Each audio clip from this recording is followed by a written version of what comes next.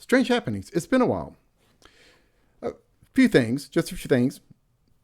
Quick and easy. Normally, my odd senses, different senses, psychic stuff, if you want to call it that. Smell is not normally one of them, except for the past few nights. Last night, strong lilac smell, flower smell, so overwhelming, powerful. I started getting a headache.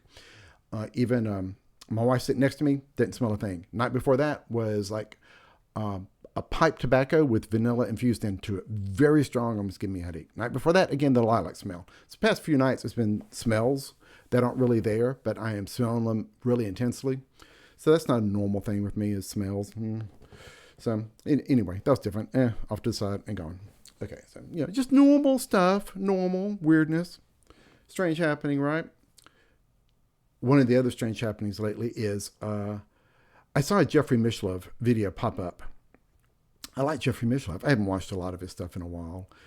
Sometimes something grabs me. And the one that grabbed me was someone was on his YouTube stream, his YouTube channel for Jeffrey Mishlove, and she was interviewing him and getting into his life and how he got here, kind of thing. That's what I like.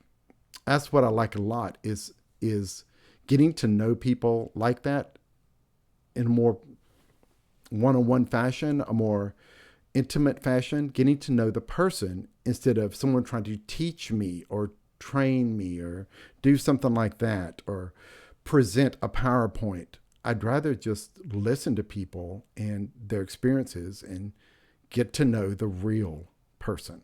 I like that a lot. Honestly, that's a lot of why I stopped going to some Zoom meetings. Initially, when I found this whole group out there, that I'm not crazy or alone, it was great. But there are no longer these one-on-one conversations that used to happen once a month. It's now just PowerPoints and presentations, and they're very light and fluffy and topical, and they don't go into a lot of depth. Probably maybe time restraints. It's just one. If you want to go in depth, you probably hire them for something or pay money for them or something. And that's not my thing. I like to get to know people. Anyway, this Jeffrey Mishlove interview was interesting. There were some interesting coincidences around it.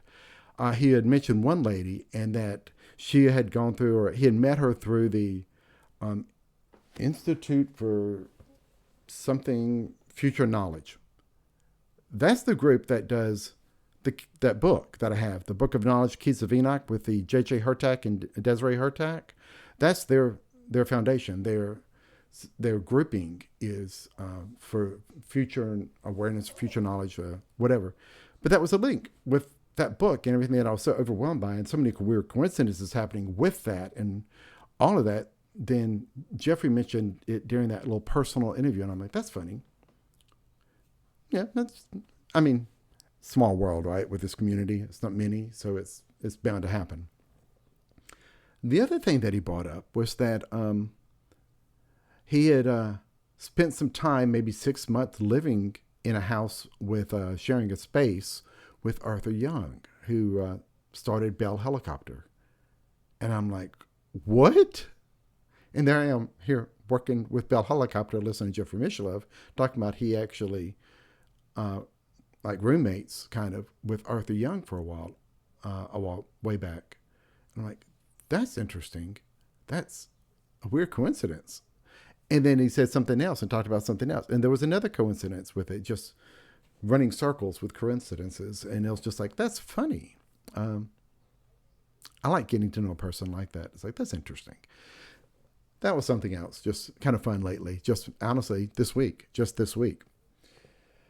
So that was a lot of fun. Also, the past 2 weeks, searching on streaming channels, something to watch, something interesting popped up about a hippie thing and Shambhala and people doing drugs. And there was this one guy that talked about what it's like, and he actually was able to pull up other sites that showed what a visual effect from certain drugs might look like to a person. So simulated on a computer to be able to show you what it might look like. And I don't do drugs. I've never done all that kind of stuff. It's probably much safer that I don't, because I am far enough out already, right? Yeah, I don't need to do that. And I don't know that it would have an effect at all, because that's my normal everyday life, right? Anyway, one of the interesting ones was DMT he was talking about and some of the visual effects and things like that. I'm like, this is so odd. This is the way it gets with me sometimes. Um, the tunnel, going fast through a tunnel, some of the kaleidoscope type effects, things moving and shifting, other beings there. That was really interesting. When he showed that on screen, I'm like, this is familiar. A lot of this is familiar. So that night, a couple of nights ago, actually, wife went to bed, lay back on the counter, looked up at the white ceiling, the ceiling tiles, and just let myself go there. And it started happening. It was like hyper focused in one area, then like a tunnel. Everything was a little blurry on the edges. Everything started waving in these circles, just waving outwards. It was like geometric patterns starting in the center and waving out really tight, just outwards, outwards, outwards from the center, outwards. And it's like, yeah, this is it. And then it feels like going beyond that into another space somewhere else is what it's like. And there's this, I want to say other entities and stuff. And in other videos, when I talk about seeing through walls, it's like it's also a feeling. It's emotional. You can feel things instead of just visually see it. It's an emotional thing too. And he talked about that. And it's like, do people's brains produce this stuff naturally? Woo. Definitely don't need it from an outside source if you got it on inside already, because that's what it's like sometimes. And to be able to call it up at any point and do something like that, just yourself, just like will yourself like that, and it starts happening. And it's like, that's funny. That's just weird. Anyway, don't need drugs. Seems like I'm on it all the time, but I don't do them at all. God, I don't know how expensive that would be. I know people that smoke cigarettes, that's really expensive. How do you afford something like that? I like food, so I spend money on food. Anyway, my drug of choice is sugar. God, it's so bad. Sugar. Jeez, I don't love it. And it's so bad. That's the only drug I use. Anyway, finally, I've been going for quite a while now. Finally, probably the biggest thing that's happened lately is early on in the beginning of all these videos 4 years ago, I mentioned that it was yelling in my head, it's time to do it now. In one of the early videos, I mentioned, well, I am just talking to the camera as I'm doing now in case a future family member is born crazy like me. At that time, I'm still crazy. I am crazy in a dark little world. I don't know that there's anybody really like me out there. I know better now. Time I didn't. So I'm doing it for a family member. And I'll put out these little sections and small videos, and maybe it will help them not feel alone. Now I'm talking about the larger group of family, not my immediate brothers and sisters, but when you start talking cousins and distant relatives and all this, but I call all that family because they're big families. It's all family like that, but blood-related family is what I'm talking about for that kind of family, actual relations that would show up, family reunions. The father I have been more closer with than most of the family, so I've known him. We grew up together, about the same age. Anyway,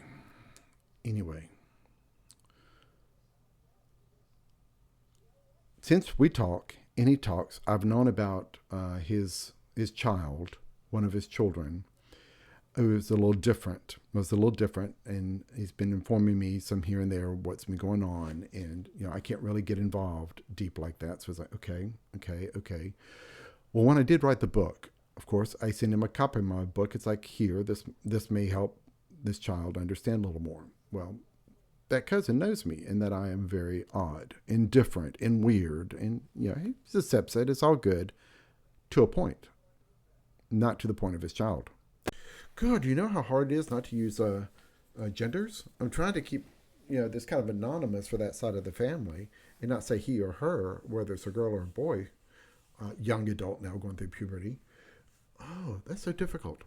Anyway, this young adult going through puberty has had experiences just like me. Father did not want this young adult, his child, to read the book. The mother read the book and cried at some points, realizing things that have happened to me. Some similar things have happened with her child and also in their environment, including poltergeist type activities around the child, now young adult. So yeah, that's familiar, very familiar with me when they talk about this. Uh, the father did give his child permission to contact me via text, and so the young adult texted me. And the nice thing is, I have these videos out now. So when the young adult would tell me about being able to feel other people's emotions from a distance, I'm like, oh yeah, I know exactly what you're talking about. Here's a video link to what I'm talking about. And in the text, asking, can you follow it back to the source? And sure enough, that person knew exactly how to do that, along with other things. At one point, this young adult, I mean, there's a lot similarities going on with the young adult. And I mentioned my video site, so that person can go through my videos, which I think they have. And the young adult mentioned that they were going to read my book. And I'm like, well, there's no need now. It's on video. I read it out loud in video form, so I was able to send those links to the person also, the young adult. Links to my book, so no longer needed to read it. Could listen to it in the background while doing other things if needed. Hopefully that helped. I mentioned about I had a mentor once, and they asked if I was going to be a mentor. I'm like, no, mentoring is not my thing. I'm not a healer, and I'm not a teacher. I've said that in several videos and several interviews and presentations I've done. That is not what I do. I'm different. I'm something different. And I know that, and it's been confirmed over and over and over, and I know it even more now after more stuff has happened. So it's like, that's not my role, is to do that. I can share my experiences, which I have, and they can be accessed through these video sites or through my book or listening to the video of my book. So those experiences are out there, and they're real. And this young adult is having some of those same exact experiences. Really, exactly the same. Okay, just texted that young adult relative of mine that I've been mentioning. Had to stop and redo this end of the video for updated information. That young adult had found someone to help out, a guru, therapist type person who was into some of this, but also maybe a therapist also, I'm not sure. But apparently when meditating or reaching out to assist from another state, my relative, apparently that person got overwhelmed. It was way too much for that person, that guru person. So that guru person got her team together, and it overwhelmed the team. It was too much, and they all dropped and said, no, we can't help you. Sorry, we thought we could, but it's too much. It's too dangerous. We can't do this. Really? Wow. And that's what I've tried to tell some people about things that have gone in my own life. It's so extreme, most people can't or will not deal with it. It's like that. So, the text with my young adult relative, what I've tried to show is that the real answers come from learning, and it comes from within inside you. The real answers. It's life. It's a journey. There are difficulties to overcome.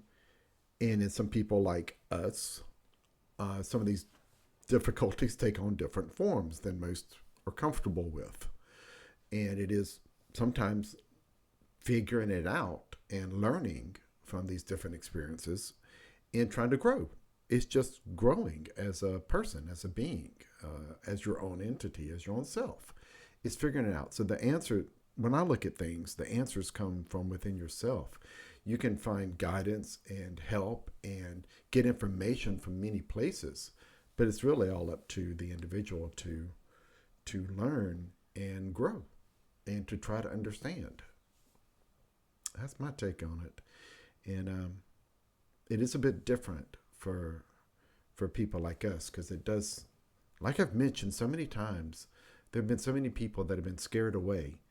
And apparently this relative of mine just had a person in a group of supposedly people who are in the know about all this kind of stuff, just ran away from that relative of mine, young adult. And it happens because that's what I mentioned earlier in this video, that a lot of it's topical. When I go to some of these meetings, it's topical. It doesn't go into depth on some of this stuff. And I'm at a loss of words. I'm just at a loss of words. That,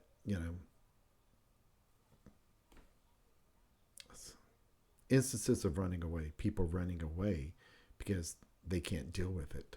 And just happened to this young relative of mine. So I will be there for this young relative of mine. Absolutely will be. Always will be. So there it is. Strange happenings still just as of a few minutes ago. Update.